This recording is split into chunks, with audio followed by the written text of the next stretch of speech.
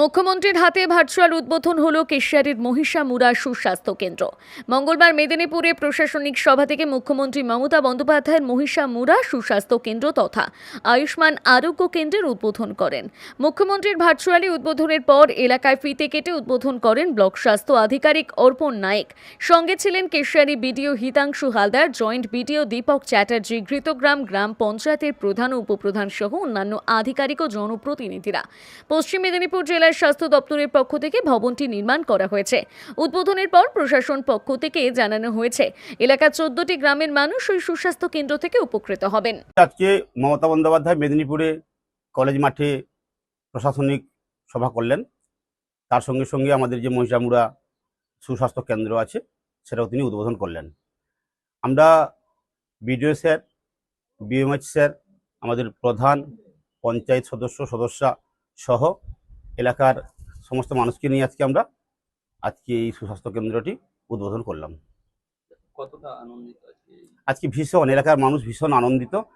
অন্তত এরকম একটা প্রত্যন্ত গ্রাম এলাকায় এটি একটা খুব বিশেষ প্রয়োজন ছিল, তাই এলাকার মানুষ প্রচুর উৎসাহিত। কতগুলো গ্রাম এখানে উপকৃত হবে? অন্তত 14-15খানা গ্রাম উপকৃত হবে। কি নাম আপনার? অঙ্কুর সিট, কোন দায়িত্বে আছেন? ঘৃতগ্রাম 1 নম্বর অঞ্চলের উপপ্রধান।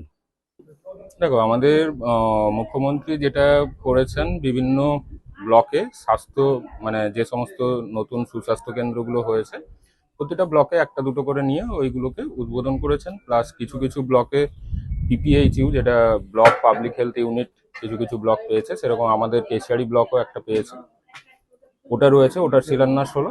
প্লাস হলো গিয়ে এই মহিষামুড়া যে সুস্বাস্থ্য কেন্দ্রটা, এটা আগেই নির্মাণ কার্য কমপ্লিট হয়েছিল।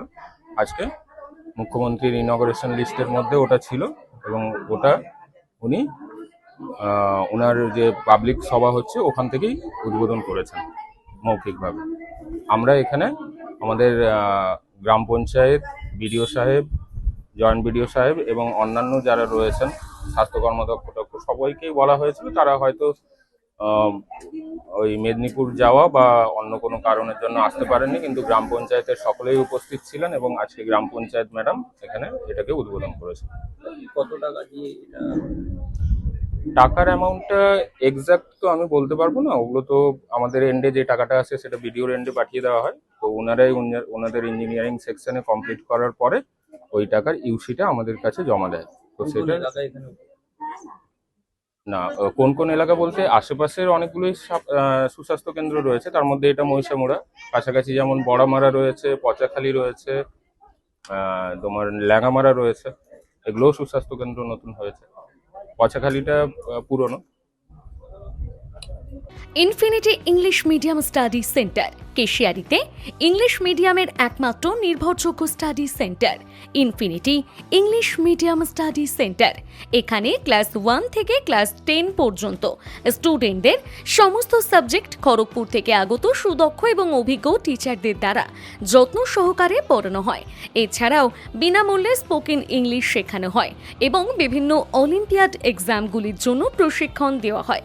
এখানে স্টুডেন্টদের জন্য এসি ক্লাসরুমের ব্যবস্থা আছে। শুধুমাত্র কেশিয়ারিতে ইংলিশ মিডিয়ামের স্টুডেন্টদের পড়াশোনার একমাত্র নির্ভরযোগ্য ঠিকানা infinity English medium study centre.